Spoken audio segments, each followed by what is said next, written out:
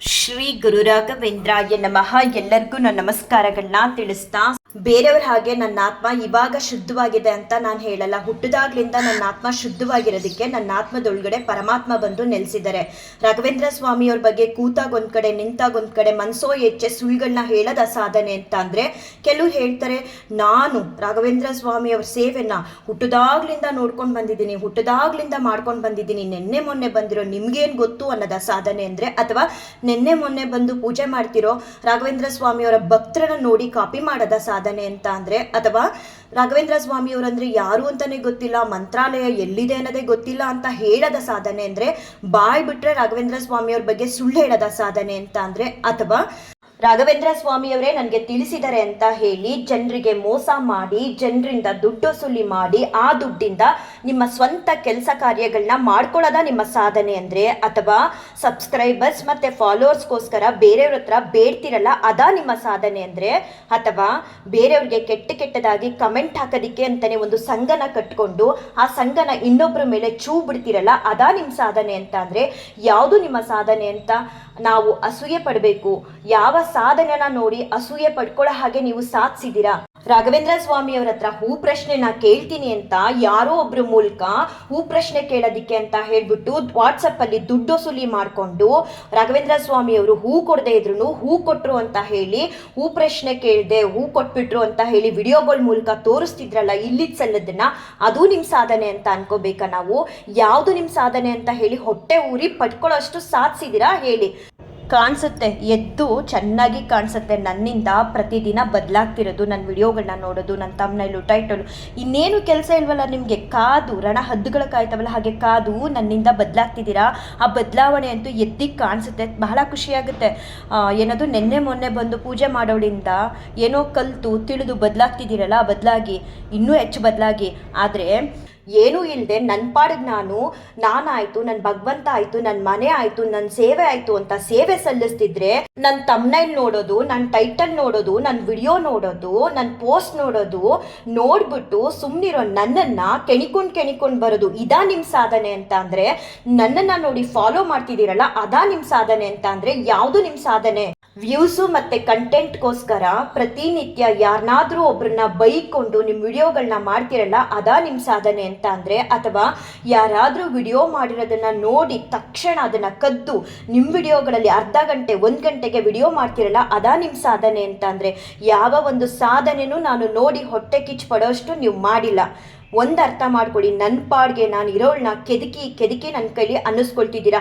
ತೂಕ ಜಾಸ್ತಿ ಇರೋ ನೀವು ತೂಕ ಕಮ್ಮಿ ಮಾಡ್ಕೊಳ್ಳೋಕ್ಕೆ ಪದೇ ನನ್ನ ಹತ್ರ ಬರಬೇಡಿ. ನಾನು ಸುಮ್ಮನಾದರೂ ನನ್ನ ಜೊತೆ ಇರುವಂಥ ಭಗವಂತ ನಿಮ್ಮನ್ನು ಸುಮ್ಮನೆ ಬಿಡಲ್ಲ. ಹೇಳಿದ್ದೀನಲ್ಲ ನೆನ್ನೆಲೆ ನನ್ನ ಪೋಸ್ಟಲ್ಲಿ, ಡಾಕ್ಟ್ರಾಗಿ ಬಂದು ನಿಮಗೆ ಟ್ರೀಟ್ಮೆಂಟ್ ಕೊಡ್ತಾರೆ, ಅಲ್ಲಿವರೆಗೂ ಸ್ವಲ್ಪ ತಾಳ್ಮೆಯಿಂದ ಕಾಯಿರಿ.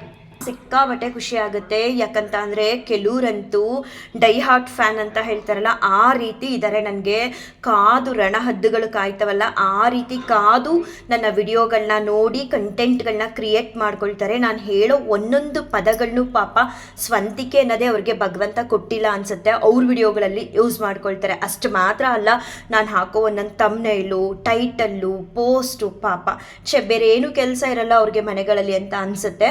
ಕಾದು ನೋಡ್ತಾರೆ. ಪರವಾಗಿಲ್ಲ, ನನ್ನಿಂದ ನಿಮ್ಗೇನೋ ಯೂಸ್ ಆಗ್ತಿದೆ ಅಂದ್ರೆ ಅದು ಸಂತೋಷನೇ ಅಲ್ವಾ? ನಾನಂತೂ ರಾಘವೇಂದ್ರ ಸ್ವಾಮಿಯವ್ರಿಗೆ ಹಾಗೆ ಭಗವಂತನಿಗೆ ಯಾವಾಗಲೂ ಕೂಡ ಥ್ಯಾಂಕ್ಸ್ ಹೇಳ್ತಿರ್ತೀನಿ. ಯಾಕಂತ ಅಂದರೆ ಯಾರೋ ಒಂದಷ್ಟು ಜನ ನನ್ನನ್ನು ನೋಡಿ ಫಾಲೋ ಮಾಡ್ತಿದ್ದಾರಲ್ಲ, ಆ ರೀತಿ ನನ್ನನ್ನು ನೀವು ಇಟ್ಟಿದ್ದೀರಲ್ಲ ಅಂತ ಯಾವಾಗಲೂ ಕೂಡ ನಾನು ರಾಯರ್ಗೆ ಥ್ಯಾಂಕ್ಸ್ ಹೇಳ್ತಾ ಇರ್ತೀನಿ. ಖುಷಿ ಆಗುತ್ತೆ ಒಟ್ಟಿನಲ್ಲಿ ನನ್ನನ್ನು ನೀವೆಲ್ಲರೂ ಫಾಲೋ ಮಾಡ್ತಿದ್ದೀರಾ ಅಂತ ಕೇಳ್ಪಟ್ಟಾಗ ಸಿಕ್ಕಾಬಟ್ಟೆ ಖುಷಿ ಆಯಿತು. ಮಾಡಿ ಪ್ರತಿ ಸಲ ಕಾಯ್ದು ನನ್ನ ವಿಡಿಯೋಗಳನ್ನ ಮಿಸ್ ಮಾಡದೆ ಹೆಚ್ಚಾಗಿ ಹೀಗೆ ನೋಡ್ತಾ ಇರಿ, ಒಳ್ಳೊಳ್ಳೆ ಕಂಟೆಂಟ್ಗಳು ಸಿಗುತ್ತೆ ಖಂಡಿತವಾಗ್ಲೂ ಅಂತ ಹೇಳ್ತಾ, ನನಗೊಬ್ಬರು ಪ್ರಶ್ನೆ ಮಾಡಿದರು. ಏನಂತ ಅಂದರೆ, ನೀವು ಗುರುವಾರ ದಿನ ಆಗಲಿ ಅಥವಾ ಯಾವ ಸ್ತೋತ್ರಗಳನ್ನ ನೀವು ಹೇಳ್ಕೊಳ್ತೀರಾ ಅಂತ ಹೇಳಿಬಿಟ್ಟು ಕೇಳಿದರು. ಹಾಗೆ ಇನ್ನೊಬ್ಬರು ಕೇಳಿದರು, ದೊಡ್ಡ ರಾಘವೇಂದ್ರ ಸ್ವಾಮಿಯವ್ರ ಫೋಟೋನ ಇವಾಗ ಎಲ್ಲಿಟ್ಟಿದ್ದೀರಾ ತೋರಿಸಿ ಅಂತ ಹೇಳಿ. ಸೊ ಅವ್ರಿಗೆ ನಾನು ಈ ವಿಡಿಯೋ ಮೂಲಕ ಉತ್ತರನ ತಿಳಿಸ್ತಿದ್ದೀನಿ. ನಾನು ಪ್ರತಿ ಗುರುವಾರ ಮತ್ತು ಪ್ರತಿನಿತ್ಯ ನಾನು ಹೇಳುವಂತಹ ಸ್ತೋತ್ರಗಳನ್ನ ಇವಾಗ ತಿಳಿಸ್ತೀನಿ. ಮೊದಲನೇದಾಗಿ ಗಣಪತಿ ಸ್ತೋತ್ರನ ಹೇಳ್ಕೊಳ್ತೀನಿ, ಆಮೇಲೆ ಪೂಜ್ಯಾಯ ರಾಘವೇಂದ್ರಾಯ ಸ್ತೋತ್ರನ ಹೇಳ್ತೀನಿ. ಅದಾದ ಮೇಲೆ ವೆಂಕಟನಾಥಾಯ ವಿದ್ಮಹೆ ಗಾಯತ್ರಿ ಮಂತ್ರ ಇದೆಯಲ್ಲ ರಾಘವೇಂದ್ರ ಸ್ವಾಮಿಯವ್ರದ್ದು, ಅದನ್ನು ಹೇಳ್ಕೊಳ್ತೀನಿ. ಗುಣ ವಿಮೋಚನ ಸ್ತೋತ್ರನ ಹೇಳ್ಕೊಳ್ತೀನಿ.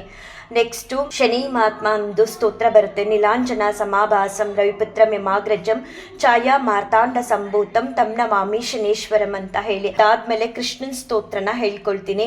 ಕೃಷ್ಣಾಯ ವಾಸುದೇವಾಯ ಹರೆಯೇ ಪರಮಾತ್ಮನೇ ಪ್ರಣತಃ ಕ್ಲೇಶನಾಶಾಯ ಗೋವಿಂದಾಯ ನಮೋ ನಮಃ ಅಂತ. ಅದಾದ ಮೇಲೆ ಶ್ರೀರಾಮನ್ ಸ್ತೋತ್ರನ ಹೇಳ್ಕೊಳ್ತೀನಿ. ಶ್ರೀರಾಮ ರಾಮ ರಮೇತಿ ರಮೇ ರಮೇ ಮನೋರಮೆ ಸಹಸ್ರನಾಮ ತತ್ತುಲ್ಯಂ ರಾಮನಾಮ ವರಾನನೆ. ಅದಾದಮೇಲೆ ಸರ್ವಮಂಗಳ ಮಾಂಗಲ್ಯ ಆ ಸ್ತೋತ್ರನ ದೇವಿಗೋಸ್ಕರ ಹೇಳ್ತೀನಿ. ಸರಸ್ವತಿ ಸ್ತೋತ್ರನ ಹೇಳ್ಕೊಳ್ತೀನಿ. ಸರಸ್ವತಿ ನಮಸ್ತುಭ್ಯಂ ಅಂತ ಹೇಳಿ ಅದೆಲ್ಲ ಸ್ತೋತ್ರಗಳನ್ನ ಹೇಳ್ಕೊಂಡಾದ್ಮೇಲೆ ಹರೇ ರಾಮ ರಾಮ ರಾಮ ಹರೇ ಹರೇ ಹರೇ ಕೃಷ್ಣ ಕೃಷ್ಣ ಕೃಷ್ಣ ಹರೇ ಹರೇ ಅಂತ ಹೇಳಿ ನನ್ನ ಸೇವೆನ ಶುರು ಮಾಡ್ತೀನಿ. ಇದು ಸ್ಟಾರ್ಟಿಂಗಲ್ಲಿ ಹೇಳುವಂತಹ ಸ್ತೋತ್ರಗಳು. ಪ್ರತಿನಿತ್ಯ ವಿಶೇಷವಾದ ದಿನಗಳಲ್ಲೂ ಕೂಡ ನಾನು ಇದೇ ಸ್ತೋತ್ರನ ಫಸ್ಟ್ ಸ್ಟಾರ್ಟಿಂಗ್ ಹೇಳ್ಕೊಂಡು ನಂತರ ನನ್ನ ಸೇವೆನ ಶುರು ಮಾಡ್ತೀನಿ.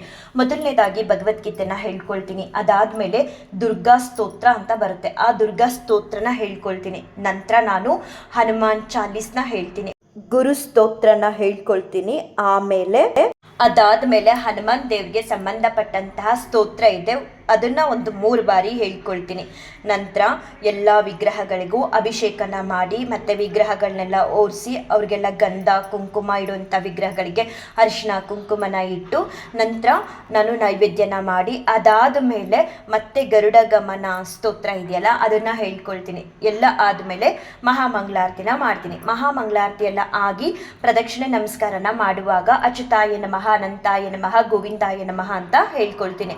ಒಟ್ಟಿನಲ್ಲಿ ನನಗೆ ಸ್ತೋತ್ರಗಳನ್ನ ಪಾರಾಯಣ ಮಾಡೋದಕ್ಕೆ ಭಗವಂತನ ಸೇವೆನ ಮಾಡೋದಕ್ಕೆ ಪ್ರತಿನಿತ್ಯ ದೇವ್ರ ಮನೆನ ಕ್ಲೀನಿಂಗ್ ಮಾಡಿಕೊಂಡು ಜೊತೆಗೆ ಭಗವಂತನ ಸೇವೆನ ಸಲ್ಲಿಸೋದಕ್ಕೆ 2 ಅವರ್ಸ್ ಮೇಲಂತೂ ಆಗೇ ಆಗುತ್ತೆ. ನಾವು ಹೇಗೆ ಪ್ರತಿನಿತ್ಯ ಕ್ಲೀನ್ ಆಗ್ತೀವಲ್ವ ಹಾಗೆ ಭಗವಂತನೂ ಕೂಡ ಇಡುವಂತಹ ಜಾಗನ ಒರೆಸ್ಬೇಕು, ರಂಗೋಲಿ ಹಾಕಬೇಕು.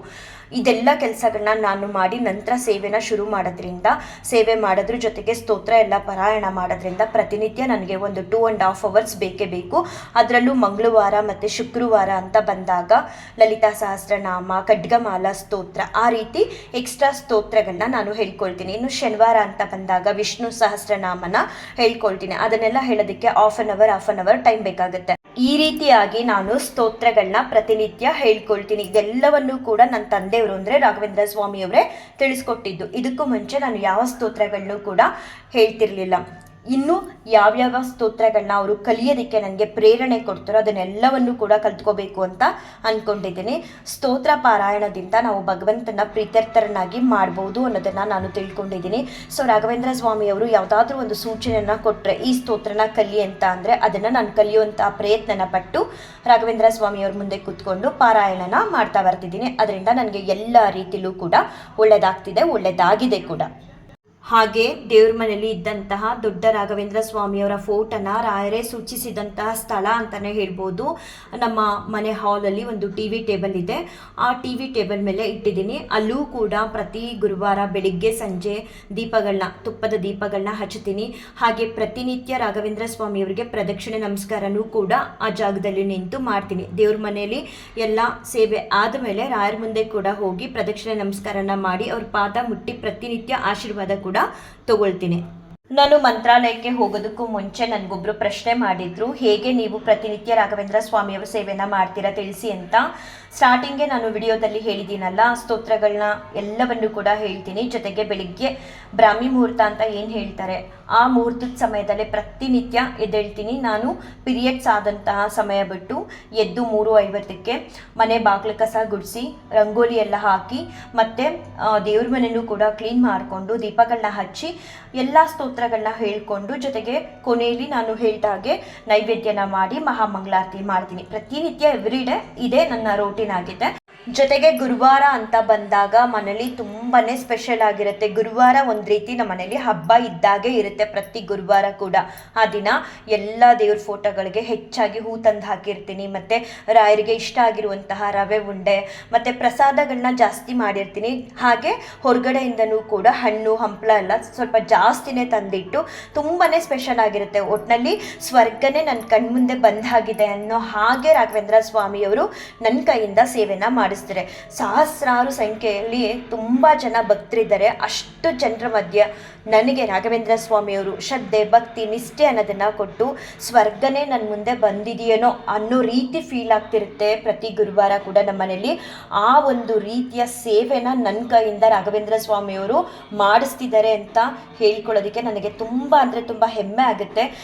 ಎಷ್ಟೋ ಜನ ನನ್ನ ಸೇವೆನ ನೋಡಿ ಹೊಟ್ಟೆ ಕಿಚ್ಚು ಪಟ್ಕೊಳ್ಳೋಷ್ಟ್ರ ಮಟ್ಟಿಗೆ ರಾಘವೇಂದ್ರ ಸ್ವಾಮಿಯವರು ನನ್ನ ಕೈಯಿಂದ ಸೇವೆನ ಮಾಡಿಸ್ತಿದ್ದಾರೆ. ನಾನು ಯಾವಾಗಲೂ ರಾಯರ ಹತ್ರ ಇಷ್ಟೇ ಪ್ರಾರ್ಥನೆ ಮಾಡೋದು, ಸ್ವಾಮಿ ಇನ್ನೂ ನಿನ್ನಲ್ಲಿ ನನಗೆ ಭಕ್ತಿ ಶ್ರದ್ಧೆ ಅನ್ನೋದನ್ನು ಕೊಡಿ, ಹಾಗೆ ಸೇವೆ ಅನ್ನೋದನ್ನು ಕೊಡಿ ಅಂತ ಪ್ರತಿ ಸಲ ನಾನು ರಾಯರ ಹತ್ರ ಬೇಡ್ಕೊಳ್ತೀನಿ. ಏನೋ ಎಲ್ಲವೂ ಕೂಡ ರಾಯರ ಇಚ್ಛೆ, ರಾಯರ ದಯೆ, ರಾಯರ ಇಚ್ಛೆ, ರಾಯರ ದಯೆ ಇಲ್ಲದೆ ನಾವು ಏನೊಂದು ಕೂಡ ಮಾಡೋದಕ್ಕೆ ಸಾಧ್ಯ ಆಗಲ್ಲ. ಸತತವಾಗಿ ಹತ್ರ 4 ವರ್ಷ ಆಯ್ತಾ ಬರ್ತಿದೆ ನಾನು ರಾಘವೇಂದ್ರ ಸ್ವಾಮಿಯವ್ರ ಸೇವೆನ ಮಾಡ್ತಾ. ಪ್ರತಿನಿತ್ಯ ನನ್ನ ರೋಟೀನ್ ಹೀಗೆ ಇರುತ್ತೆ. ಎಷ್ಟು ಒಂದೊಂದ್ಸಲ ಖುಷಿ ಆಗುತ್ತೆ ಅಂದರೆ ನಾನೇ ಒಂದು ರೀತಿ ಪುಣ್ಯವಂತೆ ಅನ್ನೋಷ್ಟು ಗರ್ವನ ಪಡ್ತೀನಿ ನಾನು ಯಾವಾಗಲೂ. ಯಾಕಂತ ಅಂದರೆ ಭಗವಂತನ ಮುಂದೆ 5 ನಿಮಿಷ 10 ನಿಮಿಷ ಕೂರೋದಕ್ಕೂ ಕೂಡ ನಾವು ಪುಣ್ಯ ಮಾಡಿರಬೇಕು. ಆ ಕೂತ್ಕೊಳ್ಳುವಂತಹ ಒಂದು ಭಾಗ್ಯನ ರಾಘವೇಂದ್ರ ಸ್ವಾಮಿಯವರು ನನಗೆ ಕೊಟ್ಟಿದ್ದಾರೆ. ಗಂಟೆಗಟ್ಟಲೆ ಕೂತ್ಕೊಳ್ತೀನಿ, ಅದೆಲ್ಲರಿಂದ ಕೂಡ ಸಾಧ್ಯ ಆಗಲ್ಲ ಅಂತ ಹೇಳ್ತಾ ಈ ಒಂದು ವಿಡಿಯೋನ ಎಂಡ್ ಮಾಡ್ತೀನಿ. ಶ್ರೀ ಕೃಷ್ಣಾರ್ಪಣಮಸ್ತು, ಶ್ರೀ ಕೃಷ್ಣಾರ್ಪಣಮಸ್ತು, ಶ್ರೀ ಕೃಷ್ಣಾರ್ಪಣಮಸ್ತು.